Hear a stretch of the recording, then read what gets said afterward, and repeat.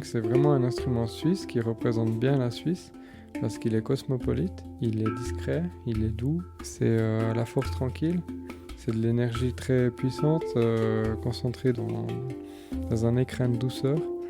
C'est un miroir de notre être.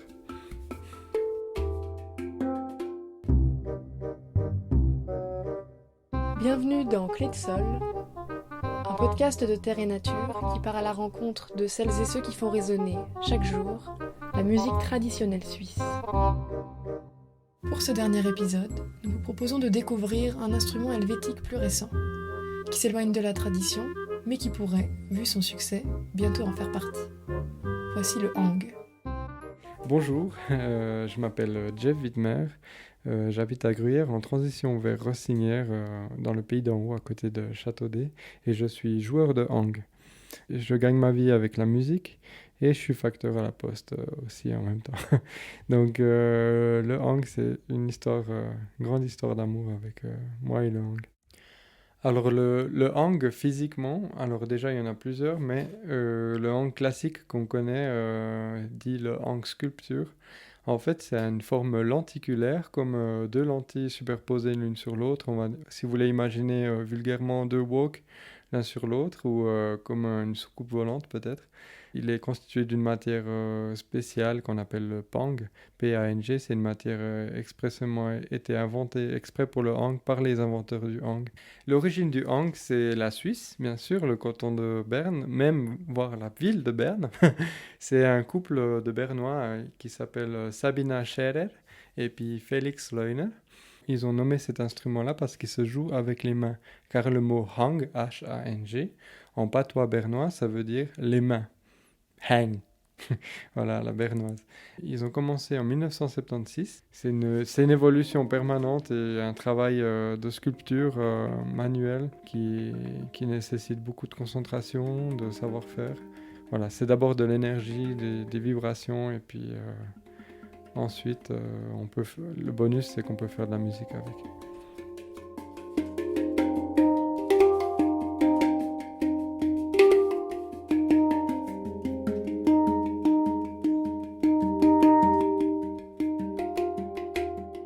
Sur le hang, il y a deux parties.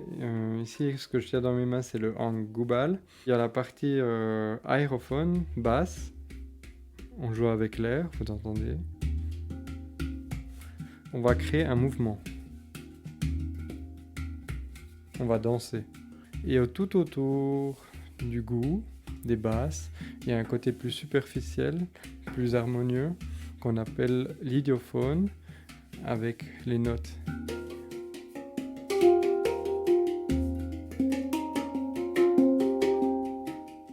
Ça, c'est les couleurs, le ciel, la légèreté. C'est notre enveloppe en fait, c'est notre apparence.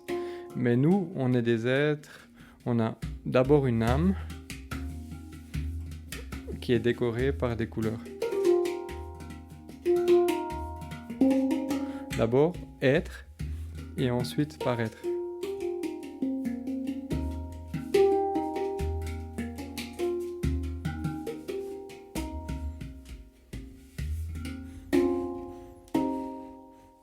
Je ne sors pas d'une famille de musiciens, mais moi personnellement, j'ai toujours adoré la musique, je suis toujours allé vers la musique. Il y a toujours eu ce côté académique des instruments conventionnels qui m'a toujours bloqué, et puis le hang. En fait, ça correspondait à ma manière d'entreprendre la musique. Tous les joueurs de hang, théoriquement, peuvent se rencontrer et peuvent jouer ensemble spontanément en improvisant, puis sans avoir fait d'études de musique particulière. Les musiciens et les non-musiciens peuvent être joueurs de hang. Le hang, c'est pas pour les académiciens, c'est justement un objet libre, pour des gens libres. Pour tout le monde en fait. C'est aussi pour donner un accès à la musique à ceux qui ont eu une frustration aussi dans leur vie, on leur a toujours dit non la musique c'est pas pour toi, ou tu seras jamais musicien, ou ouais si tu fais pas le conservatoire tu resteras toujours à un niveau nul, etc. Ben, le hang non, il dit vas-y essaye, et en très peu de temps on arrive à sortir des sons et à faire quelque chose avec le hang.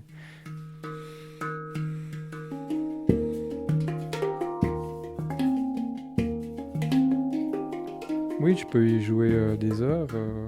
Des fois, je suis dans la rue, il fait à peine 10 degrés.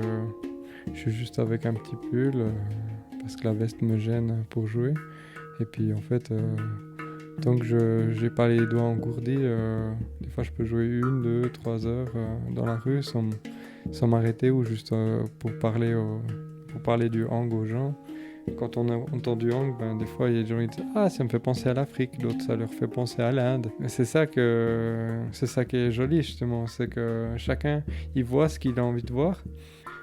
On a une liberté totale avec le hang, on peut l'utiliser comme en tant que thérapeute, on peut l'utiliser pour méditer, pour s'exprimer, pour être sur scène, pour être dans la rue. En fait, il n'y a pas vraiment de juste ou de mauvaise utilisation du hang, c'est juste une expression libre de ce qu'on est en fait.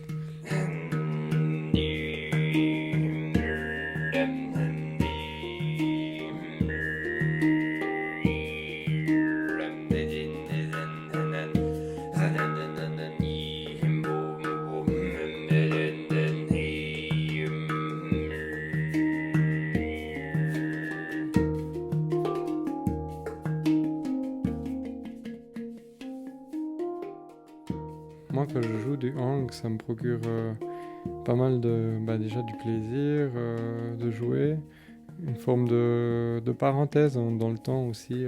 On s'accorde du temps pour nous. C'est un voyage intérieur, on peut aller profondément dans la terre, on peut monter très haut dans le ciel. Ça lutte contre tout ce que notre société a de plus mauvais, la surconsommation, la surproduction, la frénésie, le côté on brûle le temps qui nous reste, etc. Là, ici, on prend le temps de profiter de l'instant présent. J'ai toujours été quelqu'un d'assez heureux dans ma vie. J'ai eu une enfance heureuse, des parents super. J'ai rencontré ma femme. Voilà, c'est un amour fou. Là maintenant, j'ai un bébé qui va venir au mois de février.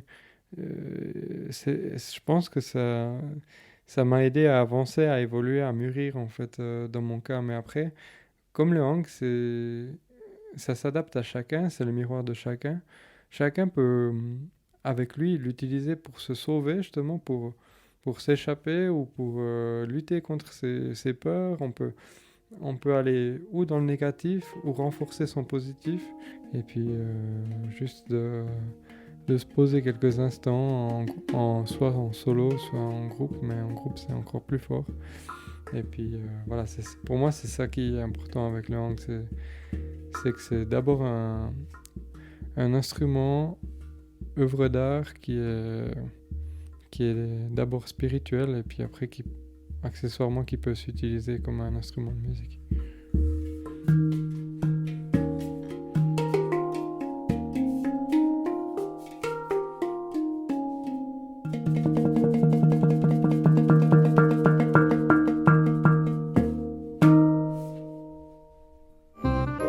Merci d'avoir écouté ce podcast, proposé par le journal Terre et Nature. Je m'appelle Lila Erard. À bientôt!